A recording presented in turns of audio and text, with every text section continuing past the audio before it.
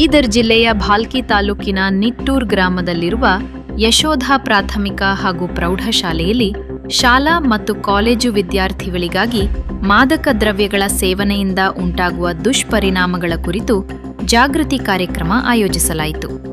ಕಾರ್ಯಕ್ರಮದಲ್ಲಿ ಧನ್ನೂರ ಪೊಲೀಸ್ ಠಾಣೆಯ ಪಿಎಸ್ಐ ರಾಜಕುಮಾರ ಅವರು ಮುಖ್ಯ ಅತಿಥಿಯಾಗಿ ಭಾಗವಹಿಸಿ ವಿದ್ಯಾರ್ಥಿಗಳನ್ನು ಉದ್ದೇಶಿಸಿ ಮಾತನಾಡಿದರು.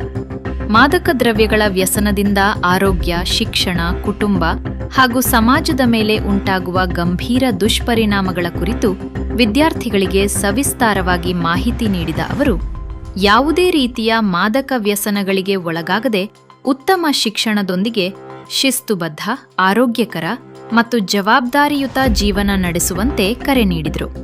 ವಿದ್ಯಾರ್ಥಿಗಳ ಭವಿಷ್ಯ ಉಜ್ವಲವಾಗಬೇಕಾದರೆ ದುಷ್ಟ ಚಟಗಳಿಂದ ದೂರವಿರುವುದು ಅತ್ಯಗತ್ಯ ಎಂದು ಅವರು ತಿಳಿಸಿದರು.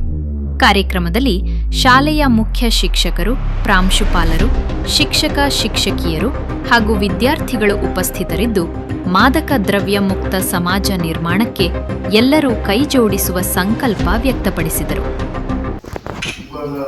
ಮೊದಲೆಲ್ಲ ನಾವು ಏನು ಮಾಡ್ತೀವಿ, ಮೆಟ್ರೋಪಾಲಿಟನ್ ಸಿಟಿ, ಆಮೇಲೆ ಕ್ಯಾಪಿಟಲ್ ಸಿಟಿ, ಆಮೇಲೆ ಬೆಂಗಳೂರು ದೊಡ್ಡ ದೊಡ್ಡ ಮಹಾನಗರಗಳಲ್ಲಿ, ಮುಂಬೈ ಅಂತ ಮಹಾನಗರಗಳಲ್ಲಿ ನಾವು ನೋಡ್ತಾ ಇದ್ವಿ. ಇವಾಗ ಹೆಂಗಿದೆ ಅಂದರೆ ಹಳ್ಳಿಗಳಲ್ಲೂ ಸಹಿತ ಡ್ರಗ್ಸ್ ಸೇವನೆ ಮಾಡ್ತಿದ್ದಾರೆ. ಡ್ರಗ್ಸ್ ಸೇದುವಂಥ ವ್ಯಕ್ತಿ ಈಗ ತಂದೆ ತಾಯಿಗೂ ಹೊಡಿತಾರೆ. ಈಗ ಸರಾಯಿ ಕುಡಿದ್ರೆ ಇಲ್ಲಿ ಸುಮ್ಮನೆ ಬಾಜು ಮನೆಯವ್ರ ಜೊತೆ ತಮ್ಮ ಫ್ಯಾಮಿಲಿ ಸೇಫ್ಟಿ ಸಲುವಾಗಿ, ತಮ್ಮ ಮನೆ ರಕ್ಷಣಾತ್ಮಕ ಸಲುವಾಗಿ ಕಿರಿಕಿರಿ ಮಾಡ್ತಾ ಇದ್ರು. ಇವಾಗ ಏನ್ ಮಾಡ್ತಾ ಇದ್ದಾರೆ, ಡ್ರಗ್ಸ್